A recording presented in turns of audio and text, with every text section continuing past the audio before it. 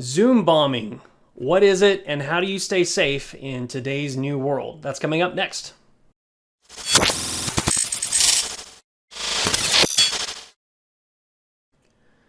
Zoom bombing is basically trolling a Zoom meeting. So essentially what happens is either someone connects to the Zoom meeting that's supposed to be there and they hide their identity to help make sure that no one knows who they are, or it's someone who's not supposed to be there and they just happen to find the Zoom meeting ID, whether it was posted publicly somewhere, or if it was they just happened to figure out a random number that actually connected them to a live Zoom meeting. So this has become more popular now that people are doing more remote work and remote classroom study, since we're right now currently kind of under restriction from the COVID-19 virus.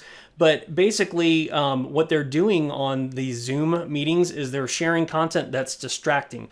So one of the least offensive things that people sometimes do when they're joining Zoom is they'll pull up their video and it's them playing Minecraft, or they're playing some game that makes it distracting for the rest of the meeting or the rest of the class to pay attention.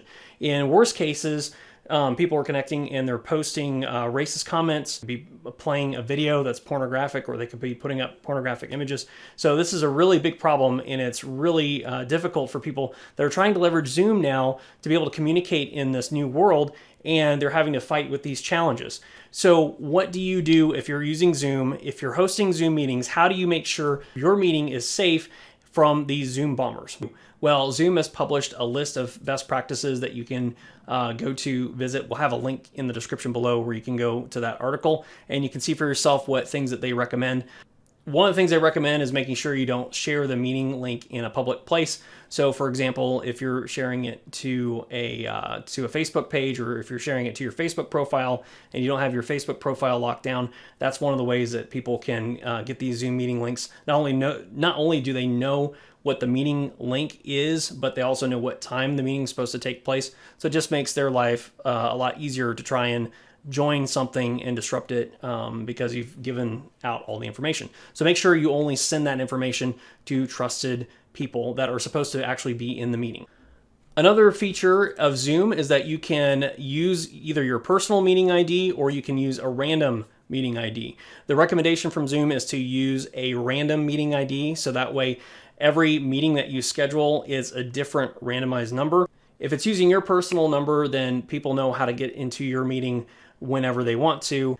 So it's wise to use the random number and schedule your meetings that way, so you can rest assured that people can't simply connect to the same meeting over and over and try and become a distraction. Another setting from Zoom is called the waiting room. This allows you to place everybody in kind of this holding area when they join your meeting. So that way you can make sure that the person that's joining is supposed to be there. So you'll see their name show up in the waiting room and you can approve whether or not they can join, or you can kick them, or you can just ignore them and just let them sit in the waiting room indefinitely.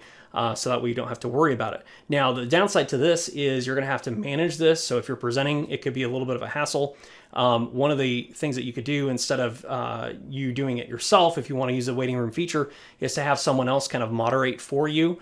And so that way they can approve or deny people coming into the meeting and you can focus on your presentation. Something else you can use is this feature called authenticated users only. This requires the person that received the email to the Zoom meeting, that's the only person that can sign into the meeting. So if someone happens to get a hold of the meeting ID that's not who you intended, they won't be able to join the Zoom meeting. So that's a really nice feature you can use. You can set a password on your Zoom meeting and share that out as well. That'll allow you to have a little bit more control over the meeting. If, say, your meeting ID happens to get out there, they also have to know the password to get in. That could be a little bit of a hassle, though, for your attendees to have to punch a password in. So just be aware of that and who you're meeting with, whether or not that's going to be too much of a burden for them. If you want to turn that on for them or not, you might want to use the waiting room feature instead and just handle that on your own. But just know that the password feature is there as well. Another way that people do the Zoom bombing or Zoom trolling is they will share their screen. And this is a really great feature for collaboration, but it's really horrible if someone wants to distract and take over your meeting.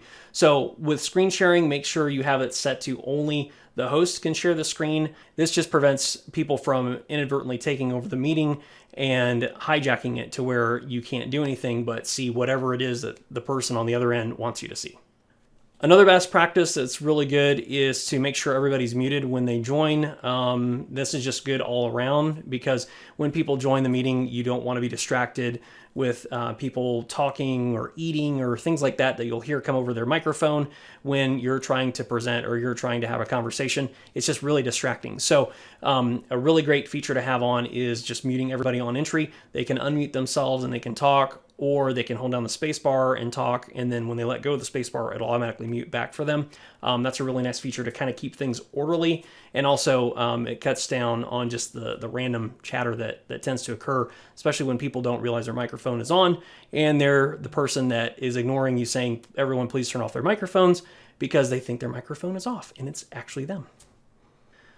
Like I said, Zoom has a whole list of features that you can enable to make sure your Zoom meetings are secure. The link to that is in the description below. Just click on that, and I'm sure Zoom will be updating things as they are trying to secure their platform more and more. So look for more features that Zoom will roll out in the near future, but you don't have to wait for everything to be in place. Again, they have a lot of features that you can use right now. Just understand what your options are and treat your meetings in a way that you anticipate someone wanting to join and distract your meeting and share things that they shouldn't. So as long as you act like that's going to happen and you protect your meeting in such a way where you think it's unlikely that will happen, I think you'll be in good shape. So those are a few ways you can stay safe from Zoom bombing, or some people call it Zoom trolling.